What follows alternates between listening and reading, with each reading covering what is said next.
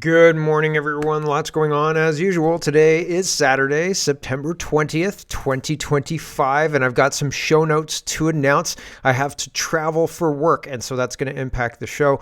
And so tomorrow is another thing, but there won't be a kitchen table talk tomorrow, unfortunately. I was very excited to talk to everybody about what's going on with the new developments vis-a-vis Charlie Kirk and everything else as well. There's lots of crazy stuff. The hate speech laws, the notwithstanding clause, all of that stuff really needs to be talked about. So I can't do it though tomorrow. I'm out of town, and that's unfortunate. But Friday the 26th, and I'm not sure about the 27th and the 28th. They may or may not have shows, so apologies, but there's things I have to get done, and so that's just heads up, everyone. Digital IDs are coming to England, and I'm not surprised. I think they're also going to try and bring it into Canada if they can do what they're doing with the hate speech laws and the notwithstanding clause. If they get those things through, then everything else is on the table.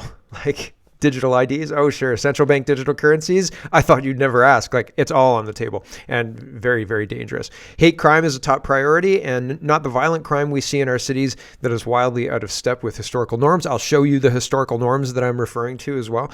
Carney does nothing and announces it publicly. Cabinet retreat for spending cuts, and they have not found any spending cuts despite cabinet retreats. Lots of money, all sorts of things spent to have ministers in the prime thinking position. I'm not sure exactly why they have to spend all this money. Don't we pay for meeting rooms in Ottawa? Anyway, I digress. They do nothing and they announce it, and we're expected to think that there's progress being made, and it just doesn't look like there's progress being made. Designating Antifa terrorists. I'm interested to see Trump go after the money. If he goes after the money, it may be impactful, but we'll have to see. Canada seems like it really, really wants to look past this Antifa thing, and indeed, yesterday I used the example of, remember when the Iranian Revolutionary Guard was declared a terrorist organization, or the government said they were definitely going to do that, and it took them years to do that. And the Samadhan thing, they declared them a terrorist organization, and Samadhan was still had charity status, and they were still fundraising in Canada. So, I mean, we're super good at declaring things terrorist organizations and doing something about it. Now, I think that Trump, if he declares something a terrorist organization and he's going after the money funding this terror organization, he will be impactful, but I don't have any faith that Canada would do anything at all, even if it did designate Antifa terrorists. What else?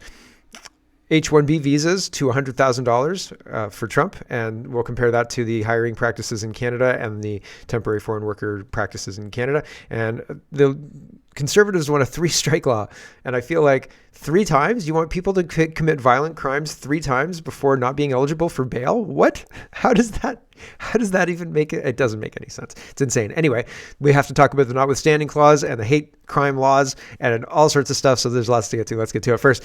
Mario is highlighting the notwithstanding clause. There's been more responses and reactions from the notwithstanding clause being announced, and I thought we'd go over that. And Mario says, Sean Fraser is asking the Supreme Court of Canada to rule on the Charter of Rights, the notwithstanding clause. It's been in our charter for over 40 years. No Attorney General in Canada in Canadian history has ever asked the Supreme Court of Canada to weigh in on its legitimacy. The clause was deliberately included in 1982 as a democratic safeguard, allowing elected legislatures to override certain charter rights for up to 5 years. Zero debate in Parliament, zero public outreach. He's triggering a constitutional crisis, and probably on purpose, I guess. Here's Mario again. He says, Sean Fraser's lost his marbles. He wants to get rid of the notwithstanding clause. It's only been used 16 times in 40 plus years, and 12 of those times were in Quebec. He's proposing unelected judges overrule elected lawmakers, provinces lose flexibility, rights applied with zero balance no matter the context. He wants the courts to run our country. Lunatic! Exclamation point, right? And yeah, pretty wild stuff. And Danielle Smith is responding to Sean Fraser's attack on the notwithstanding clause as well. And she says, the notwithstanding clause is integral to the Canadian Charter of Rights and Freedoms and an unassailable provincial constitutional right. While the Alberta government does not support the content of Quebec's Bill 21, we stand shoulder to shoulder with Quebec's constitutional right to invoke the notwithstanding clause as its government deems fit. We are extremely disappointed that the federal government would risk national unity and a foundational principle of our Constitution by attempting to attack the use of the notwithstanding clause by a sovereign provincial government in this manner, and request they withdraw their appeal to the Supreme Court immediately. So Danielle Smith says, you need to do something about this. You need to withdraw your whole thing. This needs to stop, and it needs to stop now. They're not going to stop. Scott Moe says, Saskatchewan will strongly oppose the federal government's attempt to limit the province's ability to use the notwithstanding clause. This would mean significant infringement on the autonomy of provinces and their elected legislatures. The common argument that using the notwithstanding clause is a violation of the Constitution is false. The notwithstanding clause is part of the Constitution that premiers like Alberta's Pete Lougheed, I'm getting that probably wrong, and Saskatchewan's Alan Blakeney,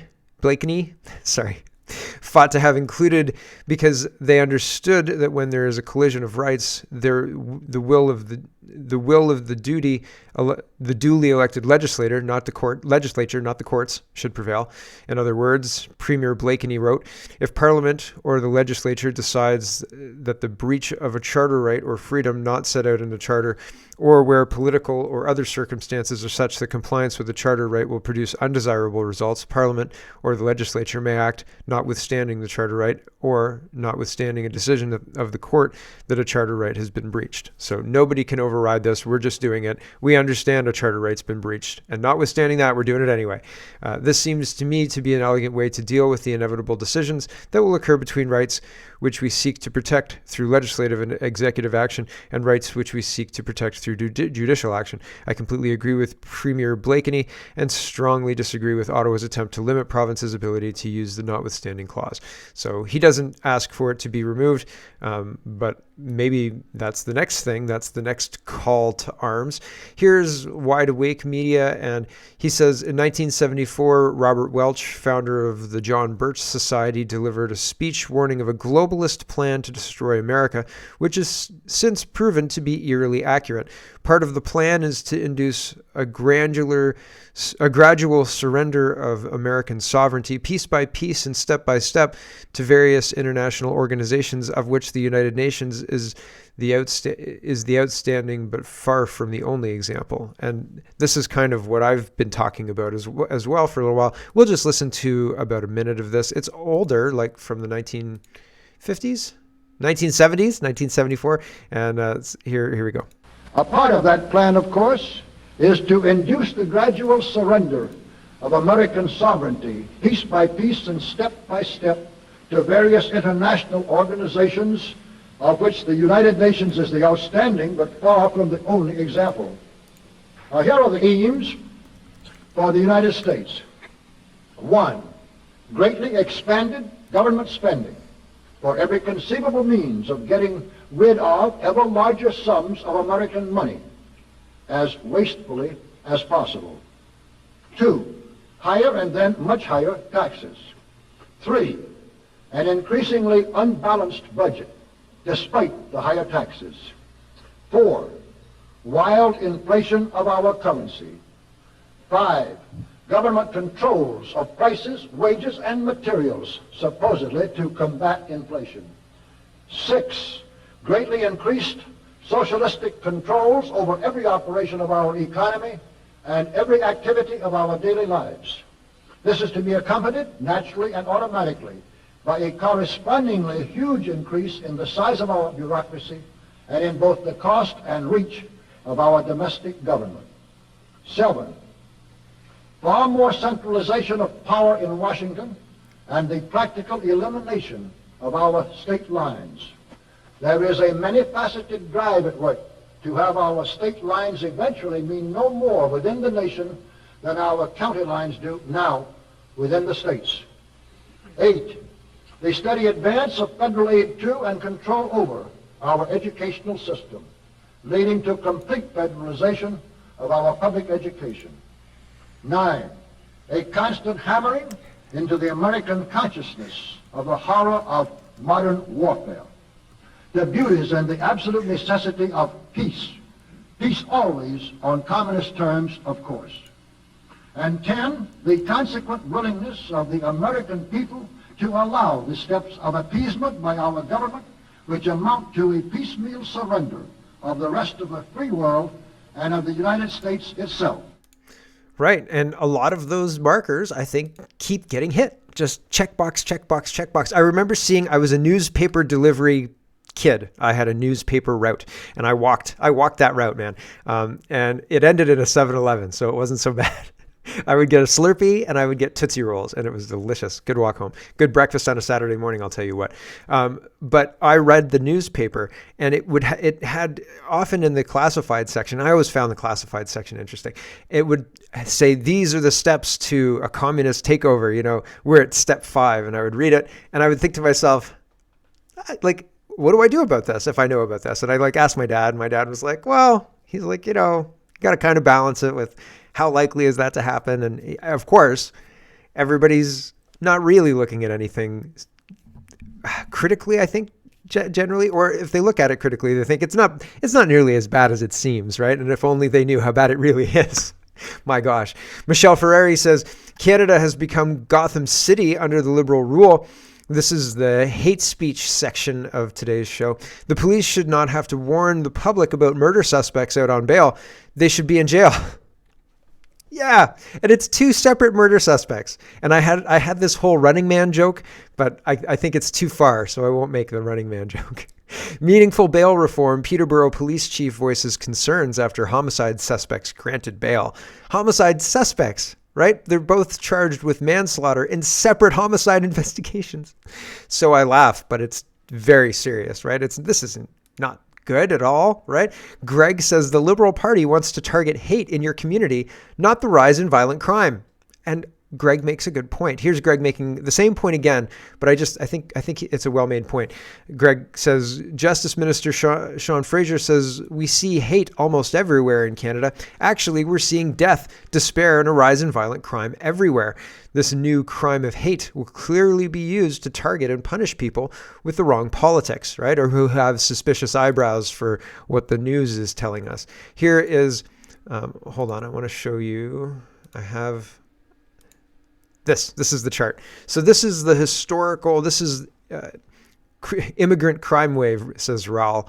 And the natural growth rate, net migration, net temporary residence. So there's just a huge, temporary residence, net migration, the increase in people, and correlation is not causation or anything like that, but the increase in net temporary residence correlates with, the rise in rents, the rise in inflation, the rise in crime, right? And so what's going on there? And people say, I know what's going on here. We're importing criminals. That's what we're doing. And we're letting them out on bail a whole lot. And we seem to be, even violent criminals. And that seems to be problematic. But the Liberals' main focus is on combating hate in every facet. And how do you define hate? Well, that's the rub, right? That's the problem here. Here is gov.exe. He says, Justice Minister Sean Fraser introduces a bill to the House of Commons to combat hate crime and propaganda. The Liberals want the power to decide what is hate speech and propaganda. What could go wrong? Everything could go wrong, right? And that's the plan. Here we go. Daily routine of business, tabling of documents, introduction of government bills. Mr. Fraser, seconded by Mr. Ali, moves for leave to introduce a bill entitled An Act to Amend the Criminal Code, Hate Propaganda, Hate Crime, and Access to Religious or Cultural Places. This motion is deemed adopted. Mr. Fraser, seconded by Mr. Ali, moves that the bill be now read a first time and be printed. This motion is deemed adopted. Daily routine of business. So there you go. It's first reading, and they go through the reading. And man, this might take a little bit, and I don't want to bore you, but I feel like it's important to read the bill. And I'm not a lawyer, so I feel like it would be beneficial to, and I'm going to find kind of a legal brief on what this bill entails and what it means to you and me in non-legalese and non-criminal code talk, because this is Bill C9, and this is the amendments to the Criminal Code C9 wants to make. This is the first reading. So this is thanks to the Canada Poly Chat. They had the link to the bill as soon as it was published. They were sending, there was 404s, like there was nothing there yet, and people were like, man, nothing there yet. And I was like, man, you guys are on it. Like, you already know the URL. Great job. But as soon as it was there, people were posting it and talking about it, and I find it interesting. It feels like they can use this to crack down on the internet, just like they use it in England, just like they use it in the United Kingdom to crack down on speech on the internet. I hope I'm wrong about that. Really, I genuinely, honestly hope that I'm wrong about that. I hope that Canadians' ability to have free expression as promised in the Charter is respected. But people are concerned, right? People are definitely concerned. So this Bill C9 is an act to amend the criminal code, hate propaganda, hate crime, and access to religious or cultural places. The short title is the Combating Hate Act. Paragraph, and then so it goes through what it's changing the criminal code to. Paragraph A of the definition offense in section 183 of the criminal code is amended by adding the following after subparagraph LXSI-1 or point 1. Willful promotion of hatred, terrorism, and hate symbols. Everyone commits an offense who willfully promotes hatred against any identifiable group by displaying in any public place a symbol that is principally used by or principally associated with a listed entity as defined in subsection 8301. The swastika or the SS bolts, a symbol that so nearly resembles a symbol described in A or B that it's likely to be confused with that symbol. Punishment: everybody who commits this offense under subsection 2.2 is guilty of an indictable offense and liable for imprisonment for a term not exceeding 2 years, or guilty of an offense punishable on a summary conviction. Subsection 319, 4 to 6 of the Act are replaced by the following.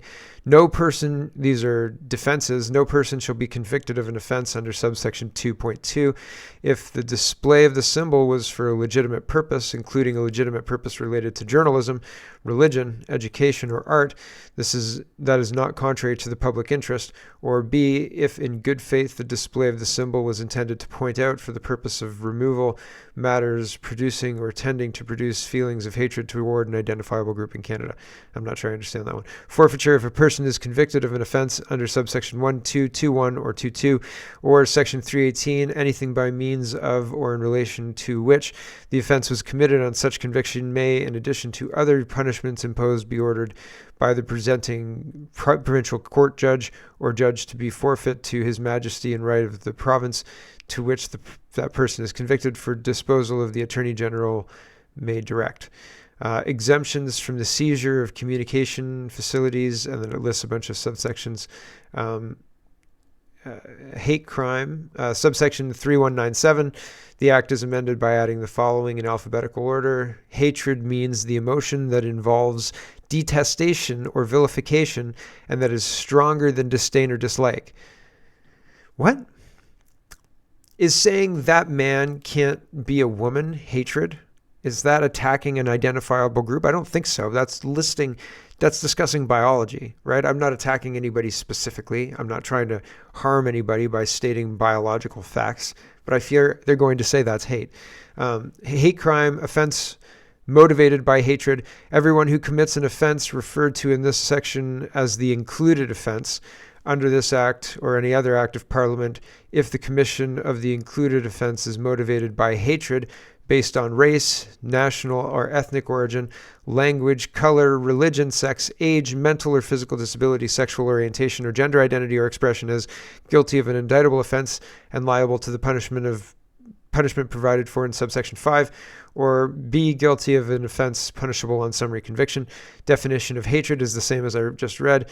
Clarification: for greater certainty, the commission of an offense under this act or any other act of Parliament is not, for the purpose of this section, motivated by hatred based on any other factors mentioned in subsection 1 solely because it discredits, humiliates, hurts, or offends. Limitation, no proceedings shall be committed under subsection 1 by way of indictment if the included offense may be prosecuted only by way of summary conviction. So if they say, you are jaywalking, sir, and that was hateful jaywalking, they can't indict you for that. They have to keep it summary conviction. They have to keep it to the same level, I guess. I don't think it's a summary conviction for jaywalking, but you get my meaning. Maximum penalty, and so it's just talking about how many years are added on. And intimidation, buildings used for religious worship. Every person commits an offense who engages in any conduct with the intent to provoke a state of fear in a person in order to impede their access to a building or structure or part of a building or structure that is primarily used for religious worship, or by an identifiable group defined in subsection 318 for administrative, social, cultural, or sports activities or events, as an educational institution, including a daycare center, or as a residence for seniors or a cemetery.